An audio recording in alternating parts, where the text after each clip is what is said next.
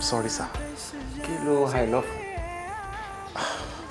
Nígbà tí mo rí pé gbogbo wa kọ́ dúró ni, gbogbo ẹ̀kọ́ pa lọ́lọ́, ọwọ́ yóò dẹ̀ kó lórí tébù. Mo ṣe ní pé kí n lè fi call attention yín padà síbí. Sorry, sir. Ṣé mo ṣubú ni?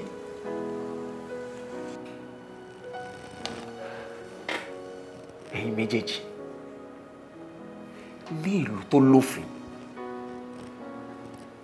tí àwa agbófinró tàdé wà ń bẹ̀. Àwọn olè, àwọn ọlọ́ṣà, wọ́n dẹ̀ ń lọ sọ́tún sósì, wọ́n ń yan fanda, wọ́n ń jalè, wọ́n ń ṣe bó ṣe wù wọ́n.